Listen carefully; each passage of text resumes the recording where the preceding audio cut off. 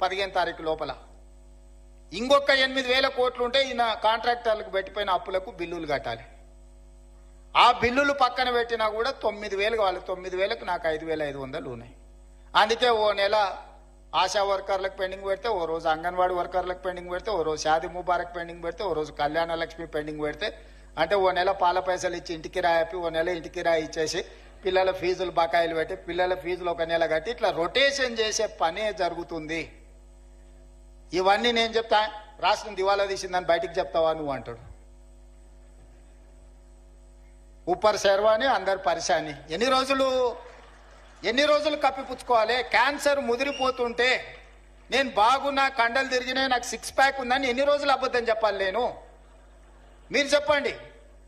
ఈ రాష్ట్రానికి ఆర్థికంగా ఆయన గారు క్యాన్సర్ ఇచ్చిపోయిండు.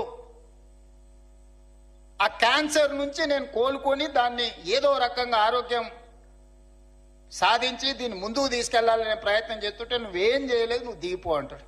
అరే మీరు అందరు 5 ఏళ్ల కోసం కదా ఎక్కించింది, నా పేరు మీదనే మీ దగ్గరకు వచ్చి దండం పెడితే రాహుల్ గాంధీ గారు వచ్చి అరే గీననే మా ఓడి నన్ను చూసి ఓటేరి, నన్ను కూడా చూసి ఓటేరి అని 10 నెలలకే దిగిపో అంటాడేంది? 10 ఏళ్ళు కుర్చీలో కూర్చున్నాయన. ఇప్పుడు మీరు ప్రభుత్వ ఉద్యోగులు, ఇవాళ మీకు నియామక పత్రం ఇస్తున్నాం, వచ్చే సంవత్సరం మీరు రిటైర్ అయిపోయి మీరు దిగిపోతుందంటే మీరు ఊరుకుంటారా మిత్రులారా? మీకు ఒక నిబంధన ప్రకారమే మిమ్మల్ని నియామకం చేపడుతున్నాం కదా. ఇవాళ మీకు నియామక పత్రాలు అందిస్తున్నట్టు ఒక నియమ నిబంధనల ప్రకారమే కదా. మరి ఒక 5 ఏళ్ల కోసం మీరు ఆశీర్వదించి 65 సీట్లు ఇచ్చి, సార్ నువ్వు నడుపు, మేము ఉంటాము, ఏంది కష్టం నష్టం వస్తే మేము అండగంలో పడితే ఓ పూట వెనక ముందైనా కలిసి అవసరమైతే అందరం కలిసి ఓ పూట ఉపాసం బండి అయినా మంచి చేద్దామని మీరు అందరు సహకరిస్తుంటే వాళ్ళ బాధ ఏంది, వాళ్ళ దుఃఖమేంది? ఎప్పుడైనా చూసిర్రా వాళ్ళ అసహనం, వాళ్ళ కోపం? ఏం గుంజుకున్నా వాళ్ళది? నేను ఏం ఫామ్ హౌస్ గుంజుకున్నానా? ఈ కుర్చీ కూడా మీరు గుంజుకొని నాకు ఇచ్చారు, నేనేం గుంజుకోలేదే. మీరు అందరు కలిసి ఇక లాభం లేదా, నువ్వు దిగు, ఇక నువ్వు ఉన్నా ఒకటే లేకున్నా ఒకటే, పోతేంత ఉంతేంత అని చెప్పి దించి మీరు అప్పచెప్తారు. నేను పని చేయనియాలి కదా నన్ను.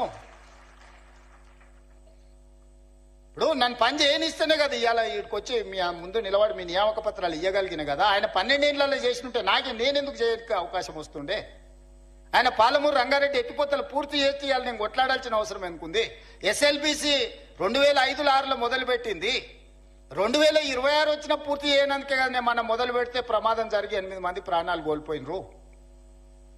భీమా, నెట్టంపాడు, కోయిల్ సాగర్ ఏదైనా, ఆనాడు మేము కట్టిన శ్రీశైలం, నాగార్జున సాగర్, శ్రీరామ్ సాగర్ ఏ ప్రాజెక్ట్ అయినా చూడండి, 60 ఏళ్ళు 70 ఏళ్ల నుంచి నిటారుగా నిలబడి ఎన్నో తుఫాన్లకు ఎన్నో భూకంపాలకు తట్టుకొని నిలబడ్డ ప్రాజెక్టులు మేము కడితే, ఆయన గారు 1,00,000 కోట్లు పెట్టి కాళేశ్వరం కడితే కట్టుడు కూలుడు 2 అయిపోయినాయి. పనిమంతుడు పందిరేస్తానంట, కుక్కతో ఒక తలిగి కూలిపోయిందంట. దానికి మేము కాళేశ్వరం కట్టినాం,